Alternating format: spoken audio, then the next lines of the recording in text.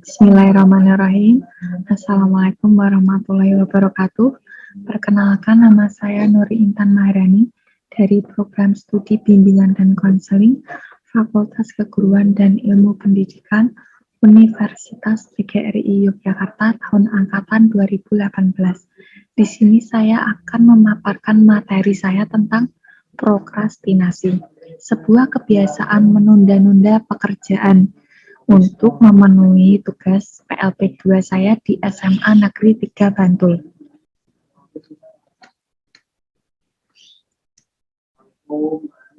Nah, yang pertama akan saya bahas yaitu pengertian prokrastinasi. Yang kedua ada ciri-ciri prokrastinasi. Yang ketiga jenis-jenis prokrastinasi. Yang keempat contoh prokrastinasi. Yang kelima, cara mengatasi perilaku prokrastinasi. Yang keenam, penyebab terjadinya prokrastinasi. Nah, pengertian prokrastinasi itu sendiri yaitu istilah prokrastinasi diambil dari bahasa Latin, yaitu pro yang artinya maju, lebih menyukai atau ke depan, sedangkan crastinus yang berarti besok. Kata tersebut dirangkai menjadi istilah sendiri yaitu procrastination atau prokrastinasi dalam bahasa Indonesia, di mana jika digabungkan kata tersebut berarti senang melakukan tugasnya besok. Nah, seseorang yang memiliki sifat prokrastinasi selalu mencari-cari alasan untuk menunda-nunda pekerjaan atau tugas mereka. Misalnya dengan melakukan hal-hal yang bahkan tidak ada hubungannya dengan tugas mereka, mulai dari bermain gadget, nongkrong, menelepon teman, atau menonton film. Nah, sebenarnya saat kita menunda-nunda sebuah pekerjaan itu ada yang hadir di antara niat dan tindakan. Terkadang saat bangun tidur, kita sudah mencatat semua hal yang akan kita kerjakan hari itu. Tetapi karena ada beberapa hal atau alasan, kita lebih memilih untuk menunda-nunda pekerjaan tersebut. Umumnya alasan lain yang sering muncul adalah karena ada hal-hal yang lebih menyenangkan daripada mengerjakan tugas tersebut.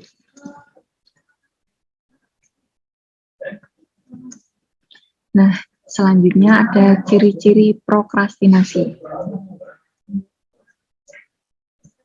Nah, yang pertama, menurut Ferrari, tahun 2003, prokrastinasi akademik yang ada pada seseorang memiliki beberapa ciri. Di antaranya, yang pertama, sering menunda-nunda untuk mengerjakan atau menyelesaikan suatu tugas atau pekerjaan lain. Seseorang yang memiliki sifat prokrastinasi sebenarnya sadar bahwa tugas yang mereka dapat harus segera diselesaikan dan tentu akan berguna bagi mereka. Namun mereka lebih memilih menunda untuk menyelesaikan tugas tersebut. Nah, yang kedua ada karena sudah terlambat dan mengerjakan tugas yang dimiliki.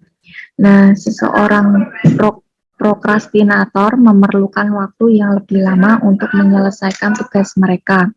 Bahkan terkadang mereka tidak bisa atau tidak mampu menyelesaikan tugasnya dengan baik dan benar.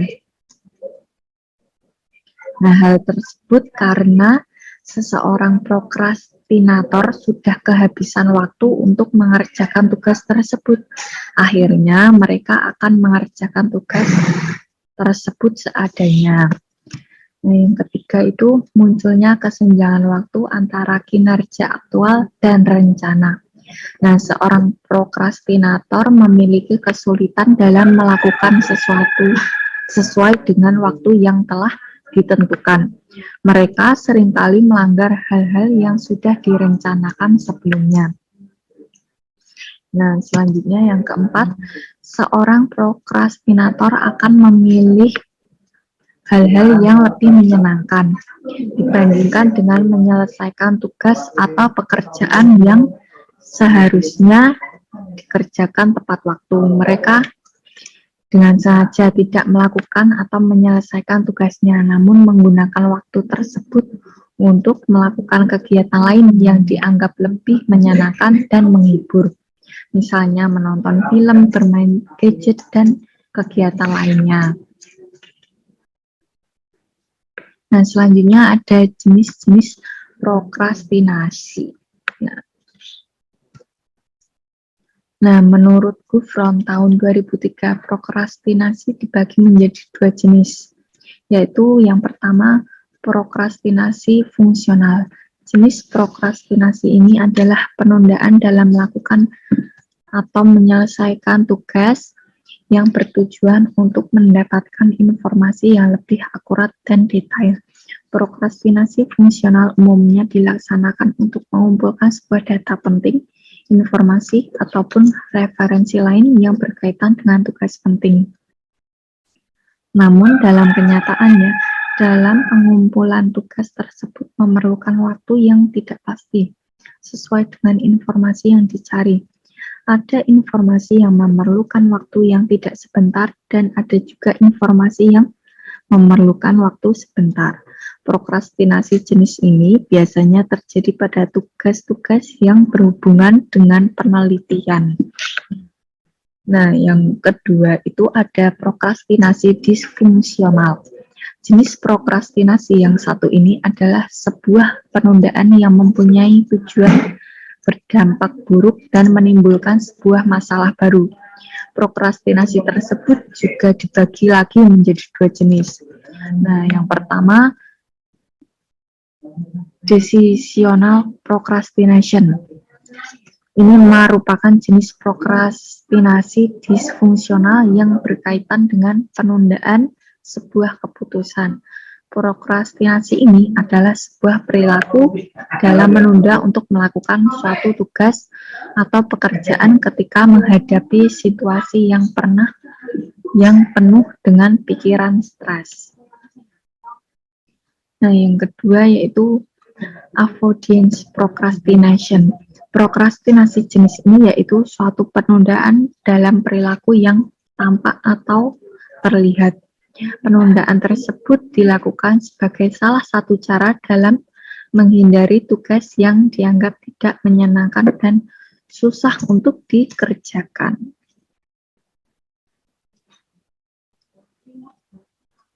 Nah, menunda-nunda pekerjaan biasanya lahir dari rasa malas.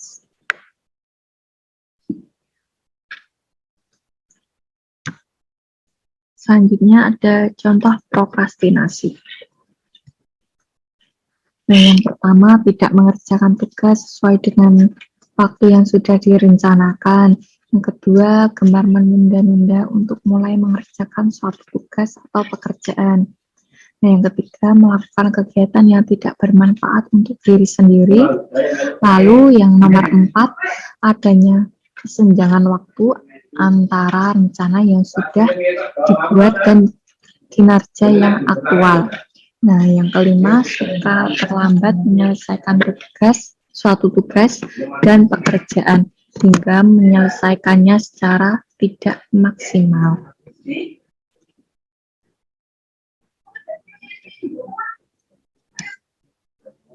Nah, selanjutnya cara mengatasi perilaku prokrastinasi. Yang pertama, membuat rencana tertulis. Yang kedua, mulai kerjakan sekarang. Nah, yang ketiga, tingkatkan motivasi.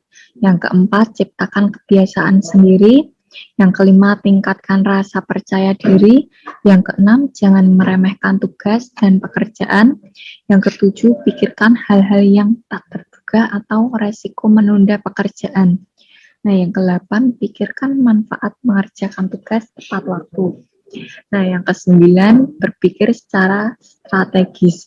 Nah, yang terakhir ini 10, kerjakan sedikit-sedikit tapi sering.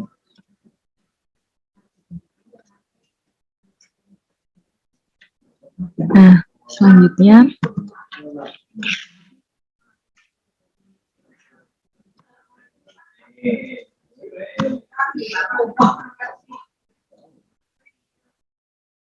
Nah, selanjutnya ini penyebab terjadinya prokrastinasi. Nah, itu yang pertama kecemasan. Nah, kecemasan merupakan salah satu penyebab terjadinya prokrastinasi, di mana hal tersebut sering dialami oleh seseorang yang dipengaruhi oleh stres yang ada pada dirinya. Perilaku tersebut merupakan sebuah sikap dan juga kognisi seseorang akan kejadian yang mereka alami. Mereka akan cenderung menilai kondisi tersebut dapat membawa ancaman. Nah, yang kedua, kurangnya self-depreciation. Self-depreciation atau penghargaan untuk diri sendiri justru akan membuat seseorang melakukan prokrastinasi, sebab individu tersebut akan menyalahkan diri sendiri, bahkan untuk beberapa hal yang tidak penting. Mereka akan merasa kesulitan dalam menyusun sebuah rencana, sehingga mereka tidak yakin dengan diri mereka sendiri dan semakin menyulitkan mereka dalam melakukan sebuah pekerjaan. Nah, yang ketiga, stres atau kelelahan. Nah, ini stres ataupun kelelahan juga bisa membuat seseorang melakukan prokrastinasi. Mereka tidak bisa mengerjakan tugas atau pekerjaan secara maksimal, sehingga mereka akan terus menunda tugas tersebut hingga mereka merasa lelah dan stres.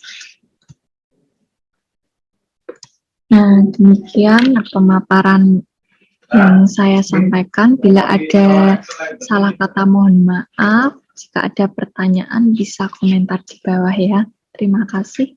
Wassalamualaikum warahmatullahi wabarakatuh.